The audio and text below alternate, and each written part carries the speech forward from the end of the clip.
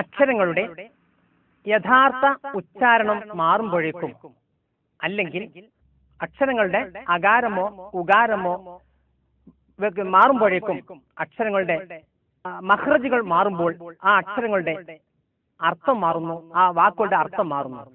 പ്രതീക്ഷിക്കാത്ത രൂപത്തിലുള്ള അബദ്ധജടിലമായ അർത്ഥം, ആശയം വന്നു ചേരുന്നു. അതിന് ഉദാഹരണമായി നിങ്ങൾ നോക്കൂ ചാർട്ടിലേക്ക്. ഇവിടെ കാണിച്ചിരിക്കുന്ന ഒന്നാമത്തെ വേർഡ് നസ്വറ. നസ്വറ എന്ന് പറഞ്ഞാൽ സഹായിച്ചു എന്നാണ്. ഇവിടെ ഈ സ്വാദിന് പകരം ഷീനായി കഴിഞ്ഞാൽ നശറ എന്നായാൽ പരത്തി എന്നാണ്. നോക്കൂ, നസ്വറ എന്ന വാക്കിലെ സ്വാദിന്റെ എക്സിറ്റ്, ആ സ്വാദിന്റെ മഖ്റജ്, അതിന്റെ സിഫത്തുകളെല്ലാം വളരെ വ്യത്യസ്ത രൂപത്തിലുള്ളതാണ്. എന്നാൽ നേരെ മറിച്ച് നശറ എന്ന് പറയുമ്പോൾ ആ സിഫത്തുകൾ മാറി, അതിന്റെ മഖ്റജുകൾ മാറി.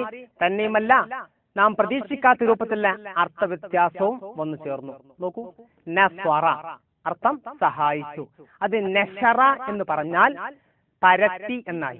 നോക്കൂ, എത്ര മാത്രം അത്ഭുതകരമാണ്. വേറെ ഉദാഹരണം നോക്കൂ, സുമ്മ്. സും എന്ന അർത്ഥം, സും എന്ന വാക്കിന്റെ അർത്ഥം വിഷം എന്നാണ്. വിഷം, പോയിസൺ. എന്നാൽ ആ സീനിന് പകരം സ്വാദായി കഴിഞ്ഞാൽ അർത്ഥം ബധിരൻ എന്നായി. സാധാരണ കൺഫ്യൂഷൻ ഉണ്ടാകുന്ന രണ്ടക്ഷരങ്ങളാണ് സീനും സ്വാദും. ഉച്ചരിക്കുമ്പോൾ ഉച്ചാരകൻ ശ്രദ്ധിക്കാഞ്ഞാൽ വരുന്ന വലിയൊരു ആപത്താണ് ഈ കാണുന്നത്. സുമ്മുൻ വിഷം, അത് സുമ്മുൻ എന്നായി കഴിഞ്ഞാൽ ബധിരൻ എന്നായി. അതുപോലെ ഖലഖ എന്ന് പറഞ്ഞാൽ എല്ലാവർക്കും അറിയാം. ഇഖ്റ ബിസ്മി റബ്ബിക്കല്ലദീ ഖലഖ എന്ന് പറഞ്ഞാൽ എന്താ അർത്ഥം? സൃഷ്ടിച്ചവനായ നിന്റെ നാഥന്റെ നാമത്തിൽ നീ വായിക്കുക എന്നാണ്. ഖലഖ എന്ന് പറഞ്ഞാൽ സൃഷ്ടിച്ചു. ഈ ഖലഖ എന്നതിന്റെ ഖാഇന്റെ പുള്ളി ഒഴിവാക്കി ഹലഖ എന്നായി കഴിഞ്ഞാൽ നോക്കൂ, തല മുണ്ഡനം ചെയ്തു എന്നാണ്.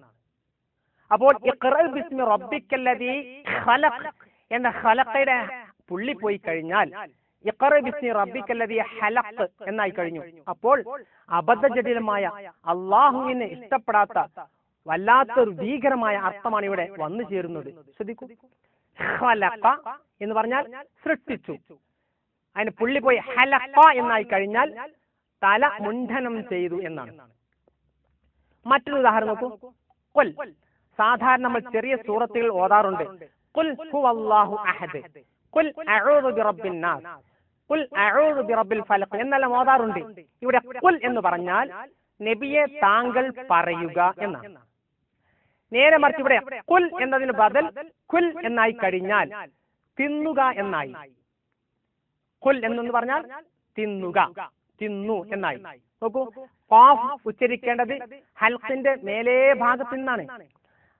കാഫാണെങ്കിൽ അതിന് തൊട്ട് മുകളിൽ നിന്നാണ്. അപ്പൊ രണ്ട് മഖ്റജ്, രണ്ട് അടുത്തടുത്ത മഖ്റജാണ്. ഒരു മഖ്റജ് തെറ്റുമ്പോഴേക്കും അർത്ഥത്തിന് വ്യത്യാസം വരുന്നു. അതാണ് തഹ്സീനുൽ ഹുറൂഫ് നമ്മൾ നേരത്തെ പറയാൻ കാരണം. തഹ്സീനുൽ ഹുറൂഫ്, അക്ഷരങ്ങളെ നന്നാക്കുക എന്നുള്ളത്. മറ്റൊരു ഉദാഹരണം നോക്കൂ, യദ്ഉ. യദ്ഉ എന്ന് പറഞ്ഞാൽ ക്ഷണിക്കുന്നു എന്നാണ്. വിളിക്കുന്നു, ക്ഷണിക്കുന്നു എന്നാണ്. നേരെ മറിച്ച് യദ്ഉ എന്ന ഐനിന് ഷദ്ദ് എക്സ്ട്രാ കൊടുത്തു കഴിഞ്ഞാൽ എന്തായി? യദ്ഉ എന്നായി കഴിഞ്ഞാൽ മാറ്റി നിർത്തുന്നു എന്നാണ്. നമുക്കറിയാം, മതത്തെ കളവാക്കിയവനെ നീ കണ്ടുവോ എന്ന് ചോദിക്കുന്നൊരു സൂറത്ത് ഖുർആനിൽ കാണാം. അവന്റെ ലക്ഷണമായി പറയുന്നത് അവൻ യതീം മക്കളെ ആട്ടിക്കളയുന്നവനാകുന്നു, മാറ്റി നിർത്തുന്നവനാകുന്നു എന്നാണ്. അവിടെ ഉപയോഗിച്ച വാക്ക് യദ്ഉ എന്നാണ്. ഈ യദ്ഉ എന്നുള്ള ഐനിന്റെ ഷദ്ദിനെ ഒഴിവാക്കി കഴിഞ്ഞാൽ യദ്ഉൽ യതീം എന്ന് പറഞ്ഞാൽ യതീമിനെ ക്ഷണിക്കുന്നവനാകുന്നു എന്നായി അർത്ഥം. നോക്കൂ, എത്ര അബദ്ധമായ അർത്ഥമാണ് വന്നു ചേർന്നിട്ടുള്ളത്. അതാണ് ഖുർആനിലെ ഒരു അക്ഷരമോ ഒരു ഹർക്കത്തോ ഒരു ശബ്ദോ ഒരു പുള്ളിയോ മാറുമ്പോഴേക്കും അർത്ഥത്തിന് വ്യത്യാസം വരുന്നു. അതാണ് പറയുന്നത് തഹ്സീനുൽ ഹുറൂഫ്, അക്ഷരങ്ങളെ നന്നാക്കണമെന്ന്. മറ്റൊരു ഉദാഹരണം നോക്കൂ, സഖത എന്ന് പറഞ്ഞാൽ വീണു എന്നർത്ഥം.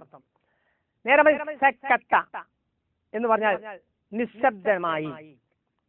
സഖത വീണു, സക്കത്ത നിശബ്ദമായി. എത്ര വ്യത്യാസം! ഖാഫിന്റെയും ത്വായിന്റെയും ഉച്ചാരണത്തിന്റെ വ്യത്യാസം. ഖാഫും ത്വാവും ഉച്ചരിക്കേണ്ടത് ചുണ്ട് അല്പം കൂർപ്പിച്ചുകൊണ്ടായിരിക്കണം. സ ഖ്വാ ത്വാ എന്ന്. നേരെ മറിച്ച് ഇവിടെ സ ക ത ചുണ്ട് അല്പം പരത്തിക്കൊണ്ടാണ് പറയുന്നത്. അപ്പോൾ ഈ രണ്ട് ചുണ്ടിന്റെ ഇസ്മാമിൽ ഉണ്ടാവുന്ന വ്യത്യാസം കൊണ്ട് അർത്ഥം മാറുന്നു. സഖത്വ വീണു, സക്കത്ത നിശബ്ദമായി. അതുപോലെ മറ്റൊരു ഉദാഹരണം ശ്രദ്ധിക്കുക. സുമ്മ എന്ന് പറഞ്ഞാൽ പിന്നെ.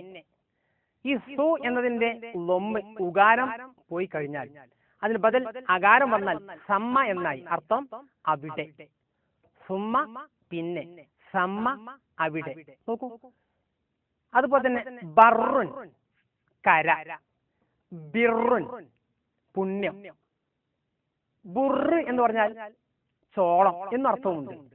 ബർറ്, ബിർറ്, ബുർറ്.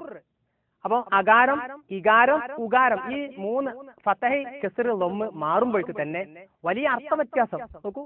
ബർറുൻ കര, ബിർറുൻ പുണ്യം, ബുർറുൻ ചോളം അല്ലെങ്കിൽ ഗോതമ്പ് എന്നെല്ലാം പറയാം.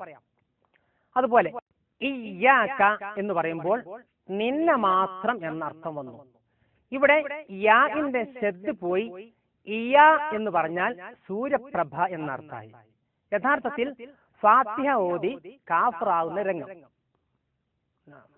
അള്ളാഹു നമ്മൾ കാത്തുരക്ഷിക്കുമാറാവട്ടെ. കാരണം അധിക ആളുകളും ഫാത്തിഹ സൂറത്ത് ഓതുമ്പോൾ ശ്രദ്ധിക്കാത്ത ഒരു ആയത്താണ് ഇയ്യാക നഅ്ബുദു വ ഇയ്യാക നസ്തഈൻ എന്നുള്ള സ്ഥാനത്ത് യാഇന് ശബ്ദ ഇല്ലാതെ ഓതാറുണ്ട്. ഇയ്യാക നഅ്ബുദു വ ഇയ്യാക നസ്തഈൻ എന്ന്. അങ്ങനെ ഓതിക്കഴിഞ്ഞാൽ ഇയ്യ എന്ന് പറഞ്ഞാൽ ശബ്ദ ഇല്ലാതെ പറഞ്ഞാൽ സൂര്യപ്രഭ എന്നാണ്. സൂര്യപ്രഭയെ ഞാൻ ആരാധിക്കുന്നു, സൂര്യപ്രഭയോട് ഞാൻ സഹായം തേടുന്നു എന്ന് അർത്ഥം വരും. സുബ്ഹാനല്ലാഹ്, എത്ര അബദ്ധ ജടിലമായ അർത്ഥമാണ് വന്നിരിക്കുന്നത്.